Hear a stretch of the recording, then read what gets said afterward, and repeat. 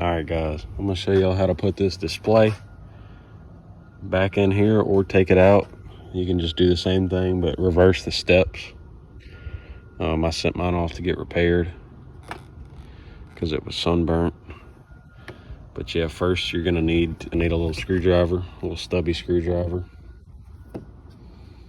And you can kind of watch this video and reverse the steps for how to take it out.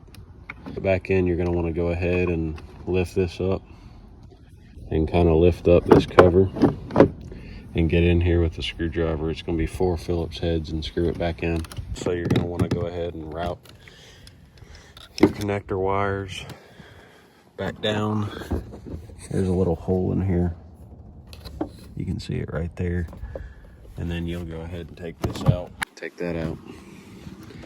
And then you'll see it right there. All those wires coming down right in that hole. And they run up under this cover right here. There'll be like a little cover from the harness, and they just snap in right there. There's some zip ties in here, but you can remove those. Like, they're reusable zip ties. You can just lift them up with your thumb and reuse them. All right, so you're gonna wanna take your screen and kind of finagle it up under here. Get more leverage out of it if you lift this up and kind of pull that up. But this is what you're going to be working with. If not, you have to take the handlebars off and do all sorts of stuff. So this is going to be completely loose, but you can't take it all the way off because of the handlebars. All right, when you get to it, you can kind of just take this off once you undo it from the handlebars and stuff and set it back here, and that gives you all this room. And you need to go ahead and kind of slide your display up under there and get it in here. And then you'll take these 4 screws from the back and screw them in. These 4 holes with that screwdriver. You need a stubby. You can kind of finagle your hand up under there and get it, but don't drop it, because if you drop it, that's going to be not very fun. And also, you're going to fish your wires through there, and there'll be a little grommet. You need to push it back in there. You can see where it sits right in there. Also, take some dielectric grease. That's what I'm going to do, and put it in your connectors so they don't corrode. And your connectors will route through that hole I just showed you. That's it right there. Okay. And then you'll take it around and it'll kind of run with this harness up to this kind of rubber ball or whatever. And it's going to be the blue and the gray that you take out for the gauge cluster. And be careful when you do these. Make sure you press this down to take them out, because you don't want to break that connector. All right, once you get that put back together, you want to go ahead and slide this back over your handlebars, and it's going to go, these little pieces right here will go back into there like so. And then you're going to have 2 other pieces that go with it, this, and you're going to have this piece and a piece of styrofoam that sits inside of there like that. So you'll put these 2 pieces back together. It'll slide up under there like that. And then, how you doing?